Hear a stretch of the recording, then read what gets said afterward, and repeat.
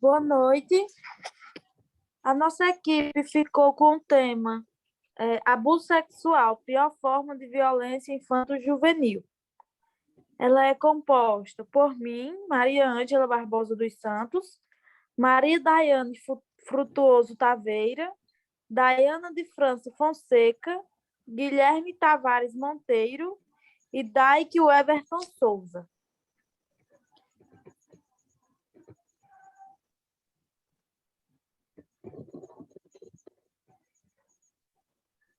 Nós escolhemos esse tema, pois, por mais que há muito tempo venha se falando em abuso sexual infanto-juvenil, o tema ainda é muito pertinente na sociedade.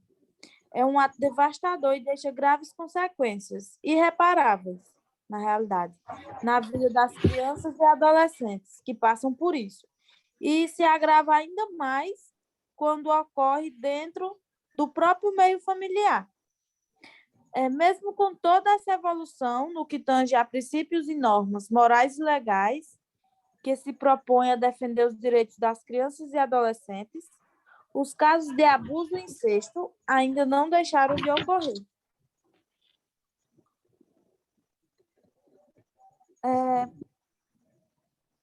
A Associação Brasileira Multiprofissional de Proteção à Infância e à Adolescência traz para a gente o que se entende por abuso sexual na infância e na adolescência. Ela coloca que o abuso sexual na infância e na adolescência é a situação em que a criança é usada para a satisfação sexual de um adulto ou um adolescente mais velho ou responsável ou que venha a ter algum vínculo familiar, incluindo carícias na genitália, mama ou mesmo ânus. O abuso sexual infantil ainda é considerado pela Organização Mundial da Saúde como um dos maiores problemas de saúde pública, pois atinge todas as classes sociais, sem distinção.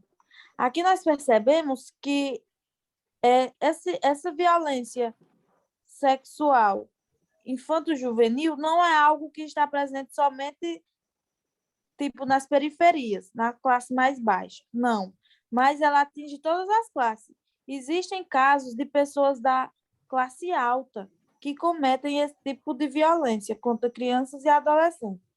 Estudos mostram que entre 7 a 36% das crianças, das meninas, no caso, sofreram abusos sexuais.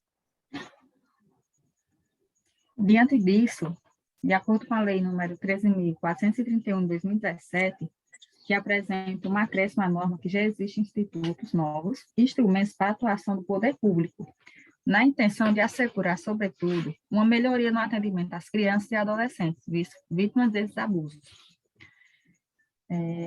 A nossa Constituição coloca como responsável pela primeira formação social dos indivíduos diante das famílias abusivas.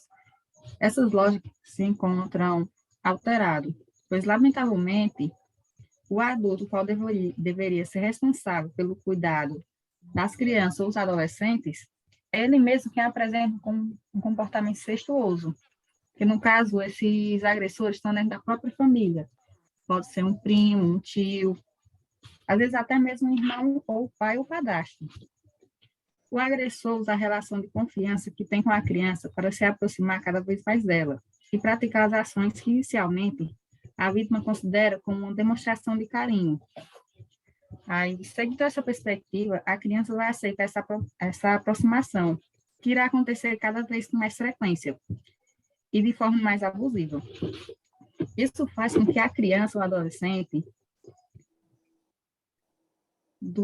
duvide e leve à percepção que algo não está correto. Quando o agressor percebe que a criança está começando a entender aquilo como uma forma de abuso, ele tenta inverter os papéis e culpar a criança por aquilo. Na maioria dos casos, dizem que a criança está se oferecendo. Em muitos casos, a criança chega para a mãe, conta, a mãe não acredita. Que, no caso, a criança acaba levando a culpa. Tem aqueles casos também que a própria mãe passa a ter ciúme da filha, quando é a questão que não é nem o pai, é o padrasto da criança. E como já foi falado anteriormente, o abuso sexual é algo que, lamentavelmente, acontece em todos os lugares, em todas as classes sociais. A título de exemplo, existe caso de denúncia no Conselho Tutelar da cidade de Milagres, em que o pai manteve um relacionamento conjugal com a própria filha, e dessa relação tiveram um filho, que é, ao mesmo tempo, filho e neto do próprio indivíduo.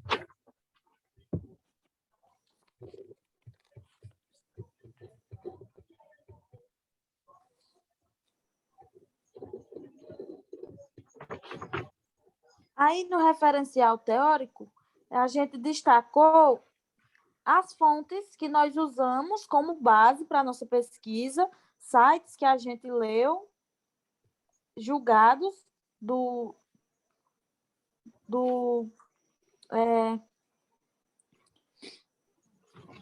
do S.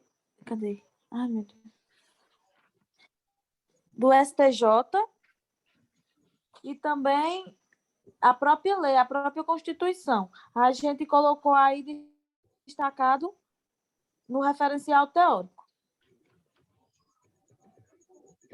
Também usamos um artigo de um artigo médico legal, que fala sobre as vítimas de abuso sexual.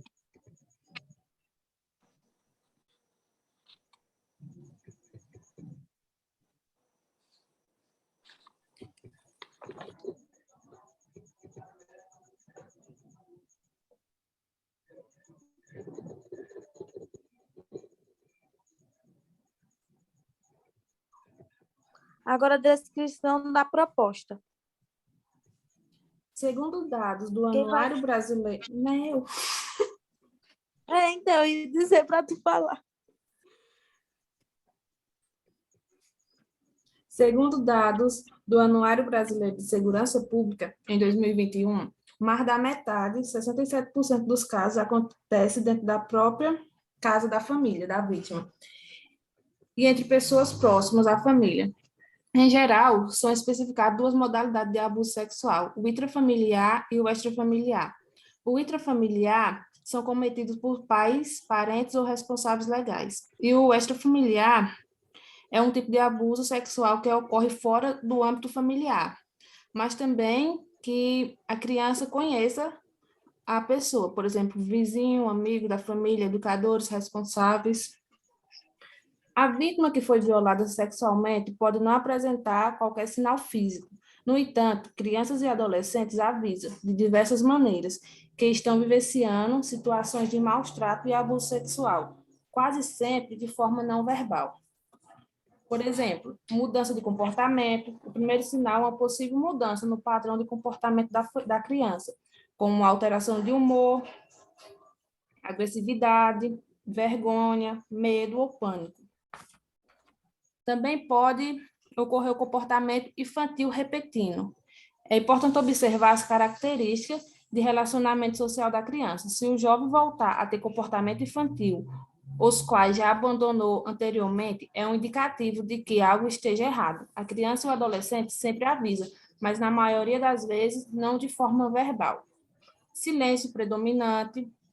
Para manter a vítima em silêncio, o abusador costuma fazer ameaças de violência física e mental. A lei de chantagem é normal também que use presente, dinheiro ou outro tipo de material para construir uma boa relação com a vítima. É essencial explicar à criança que nenhum adulto ou criança mais velha deve manter segredo com ela, que não possa ser compartilhado com pessoa de confiança, como pai e mãe, por exemplo. Mudanças de hábito, comportamento sexual, traumatismo físico. O vestígio mais óbvio da violência sexual em menores de idade são questão física, como marca de agressão, doença sexualmente transmitível e gravidez. Essas são as principais manifestações que podem ser usadas como provas à justiça.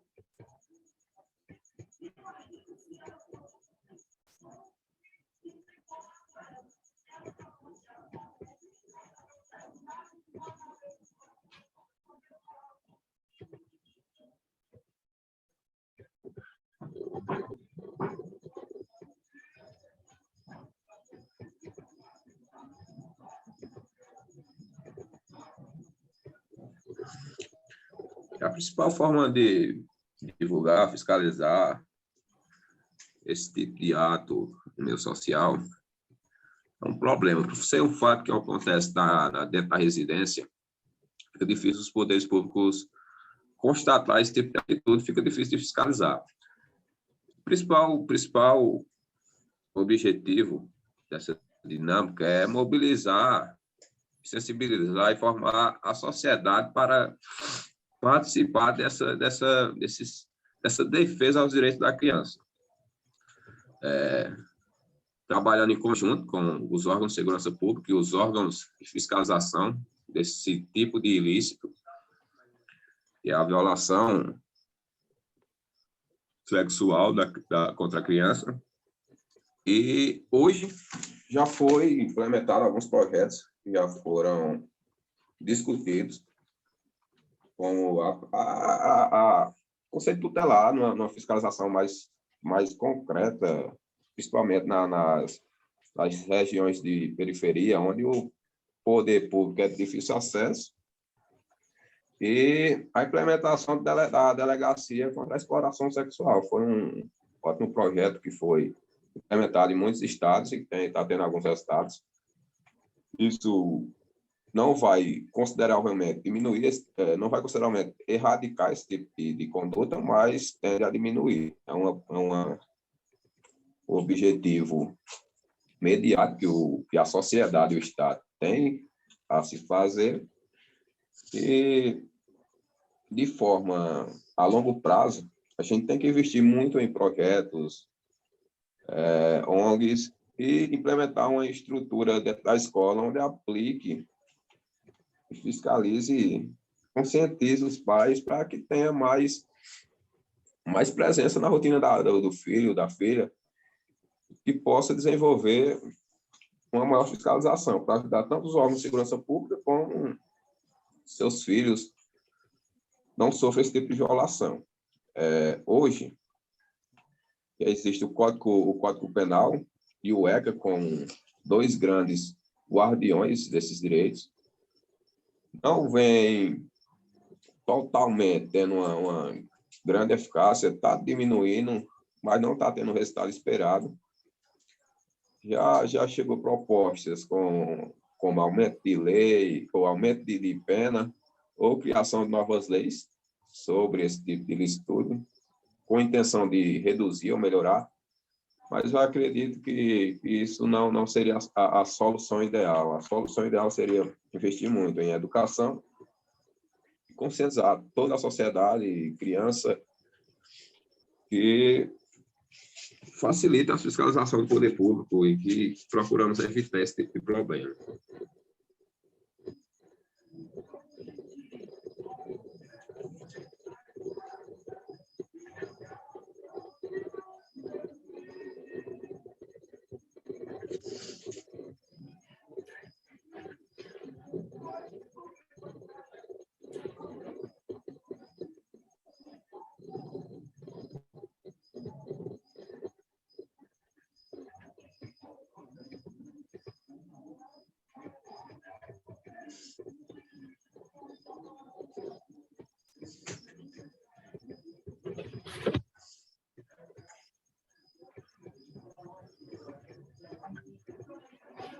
Uma das formas de prevenir e descobrir de forma mais rápida essa questão dos abusos é a promoção de acompanhamentos psicológicos gratuitos em todas as instituições básicas de ensino.